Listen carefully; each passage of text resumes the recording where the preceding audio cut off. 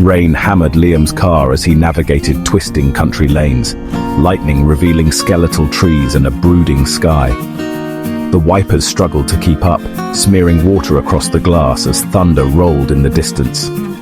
Each flash of lightning seemed to bring the night closer, the world outside shrinking to the narrow tunnel of his headlights. The cottage appeared at last, a hunched silhouette of stone, battered by the storm. He killed the engine, savoring the sudden hush broken only by wind and rain.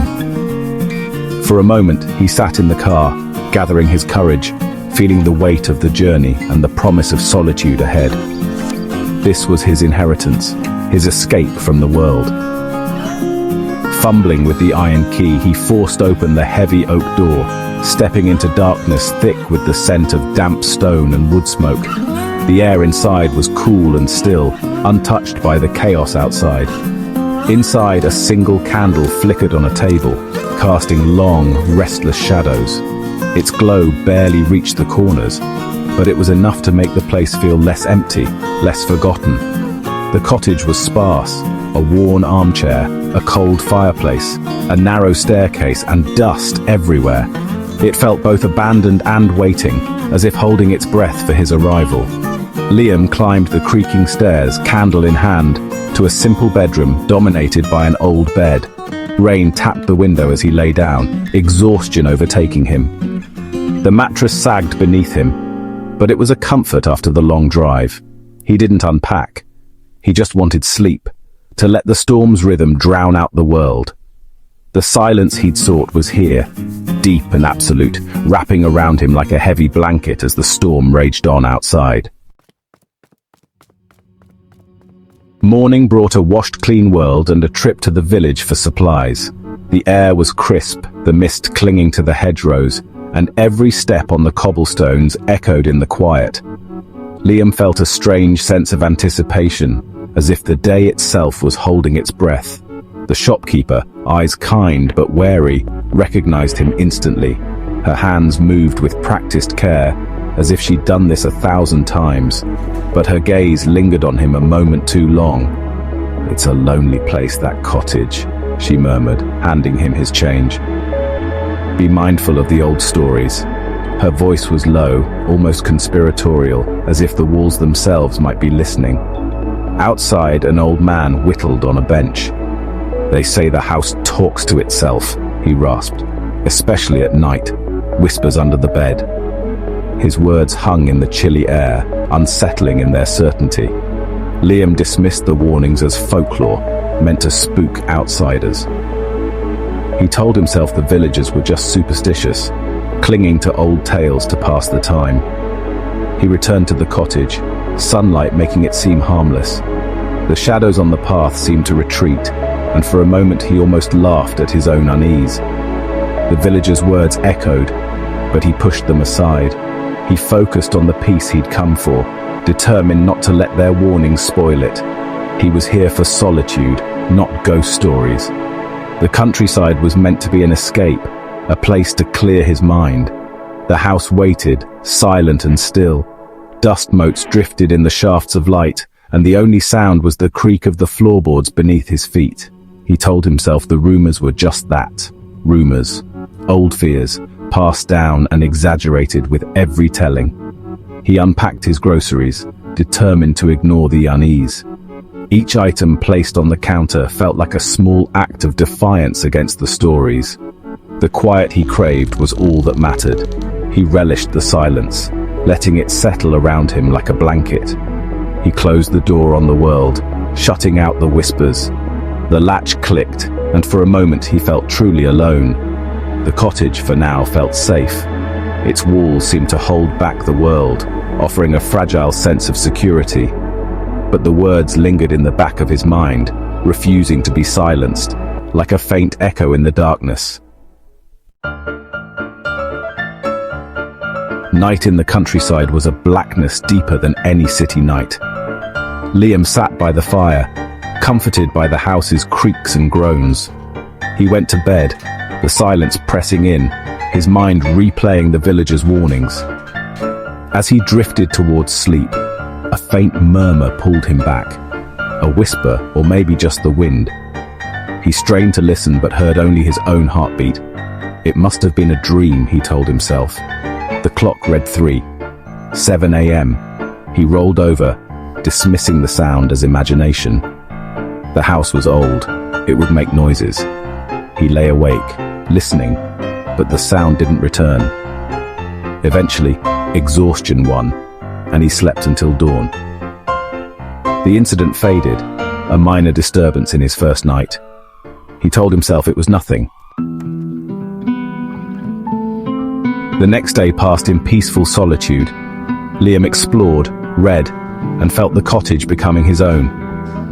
That night he fell asleep easily, the previous unease forgotten. But at 7 a.m., a whisper pierced his sleep.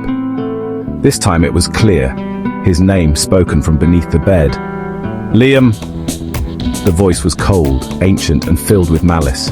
Frozen, he listened as the whisper came again, closer. "I see you." Panic surged. He had to look. Heart pounding, he peered under the bed. Nothing but dust and shadows. No source for the voice, just empty floorboards. He stayed there, mind reeling, trying to reconcile the voice with the emptiness. The room felt colder, the air heavier. He crawled back into bed, but sleep wouldn't come. The house was no longer just old, it was watching him. He lay awake, waiting for dawn. The silence was no longer comforting. Sleep was impossible. Every time Liam closed his eyes, the silence pressed in, thick and suffocating, broken only by the faintest creaks of the old cottage settling around him. Liam, desperate for answers, searched the cottage from attic to cellar, driven by a sense that something hidden was calling out to him from the darkness. In the cellar, he found a small, leather-bound diary buried in coal dust, its cover cracked and pages yellowed with age. The diary belonged to Maisie, a lonely girl who once lived here, her name scrawled in careful childish handwriting on the first page.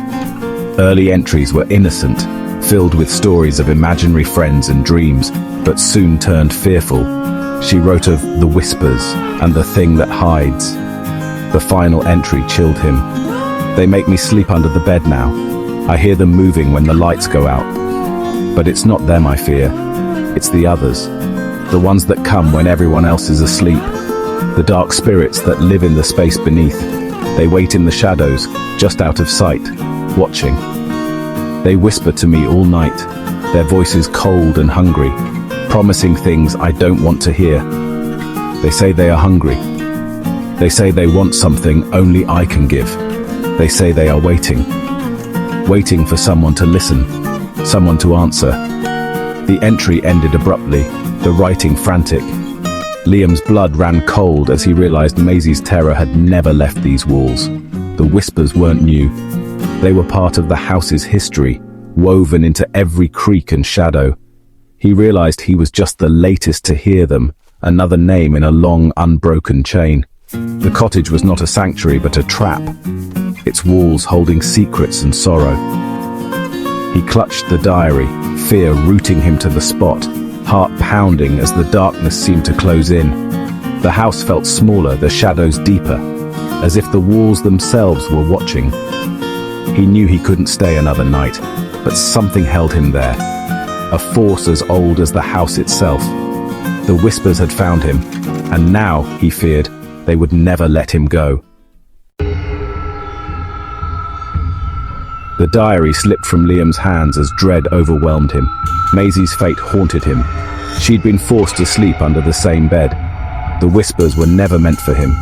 He bolted the cellar, but the house felt like a tomb.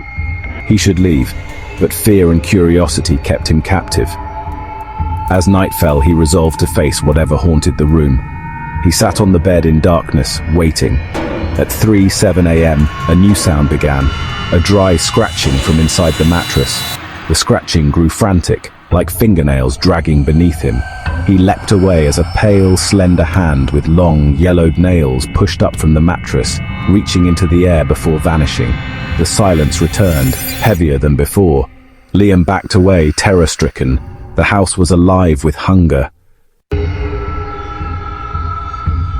Liam fled the room, panic giving way to grim resolve by morning. He needed proof, something to explain the horror. He bought a night vision camera and set it up to watch the bed. That night, he watched the live feed from the kitchen, heart pounding as 7 a.m. approached. At first, nothing happened. Then, movement. A spindly, dark shape crawled across the ceiling above the bed. The bed shook violently as the entity dropped out of view. The bedroom door slammed shut on the screen. Blankets were ripped away, and an unseen force began to drag him, not under the bed, but into it. The mattress seemed to liquefy, swallowing him whole. The camera feed cut to static. Upstairs, the door slammed and silence fell. Liam was gone. The house returned to stillness, as if nothing had happened. Only the camera remained, holding the truth. The camera's feed was dead. The kitchen empty but for a cold mug of tea. The house was silent. The bed neatly made, no sign of struggle. Liam had vanished without a trace. The camera's memory card held the final moments, but no one would see them. The cottage settled back into its ancient quiet. Villagers would wonder, and Liam would become another whispered tale. The garden would grow wild, dust would thicken, and the house would wait. It had time, an eternity. It had seen many come and go, seeking peace but finding only silence. The house offered only one thing, a place within its walls for those who listened too closely. Liam had found the quiet he sought, in the most terrible way. The memory card's footage, unseen, showed the bed undisturbed. Then from beneath, a pale, hollow-eyed face emerged, grinning hungrily at the camera. The entity's gaze lingered, triumphant. It had fed, and the room was its domain. Slowly the face receded into the darkness. The recording continued, the room still and silent. Just before the battery died, a final whisper broke the silence. "You're next." The words hung in the air, a chilling promise. The echo joined the countless whispers in the house, waiting for the next soul. The silence returned, deep and absolute, patient as ever.